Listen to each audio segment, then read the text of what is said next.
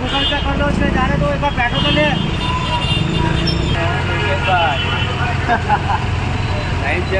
Photo ઉતારશો તમે શા માટે આવ્યા છો? પેટ્રોલ પીવા માટે.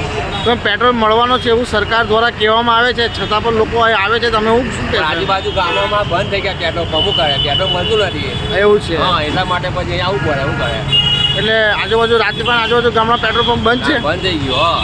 ઓકે, એટલે લોકો પબ્લિક અહીંયા આવે છે. એટલા માટે. તમે કઈથી આવો છો? બદામથી. હવે રેગ્યુલર પુરાવો છે કે પછી આજે સ્પેશિયલ પુરાવા આવ્યા? રેગ્યુલર 50-50 રૂપિયા નાખાવું છું. તો બધામાં તો પેટ્રોલ પંપ છે? બંધ થઈ ગયું પેટ્રોલ પંપ.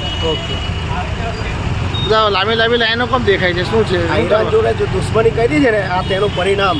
હા દેશને બરબાદ કરવા પર બેઠી છે આ સરકાર. હા જો આ સરકારે ઈરાન જોડે એની દોસ્તી નિભાવી હોત તો આજે લોકોને લાઈનમાં ના ઉભું રહેવું પડે. હાલની પરિસ્થિતિ એવી છે કે નોટબંધી જેવી પરિસ્થિતિ કરીને મૂકી દીધી, ગેસના બાટલા બી નથી મળવાના. અચ્છા, સરકાર તો એવું કહે છે કે પેટ્રોલ તો જોઈએ એટલું છે. નથી એનો બંદરગાહ બંધ કરી દીધો. આ તો દેશની લાગણી અને કાશ્મીરીઓની લાગણીને લીધે બે જહાજ છોડ્યા છે, બાકી તો કશું ના આવતું. કઈથી આવો તમે? રાજપીપળા. ઓકે.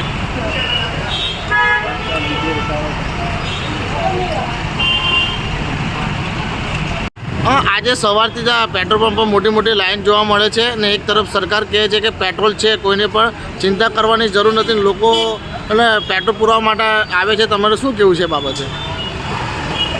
કોરોના સમયમાં બી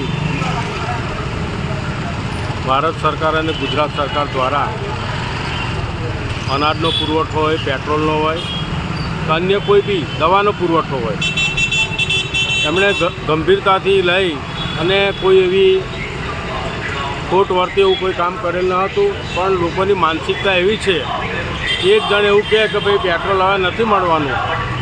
કાલે જ મોદી સાહેબે જાહેરાત કરી કે 32 દિવસ લગી ચાલે એટલો તો ફૂલ પુરવઠો આપણી પાસે છે જ.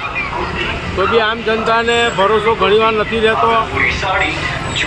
1 લીટરની જરૂર હોય તો 4 લીટર લેવાની ગણતરી રાખે છે, જેથી બીજાને પુરવઠો મળતો નથી અને બજારમાં ઉપલબ્ધિ એવી થાય છે કે પેટ્રોલ અને ડીઝલ મળવાનું નથી.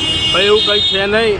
લોકોએ સમજવું જોઈએ કે આ વસ્તુ ખોટી છે અને સરકારને પેટ્રોલ પંપના માલિકોને દરેકને સહકાર આપી અને જરૂરિયાત પૂરતું જ પેટ્રોલ વાપરવું જોઈએ અને આવા લોકોની અફવાઓથી દૂર રહેવું જોઈએ.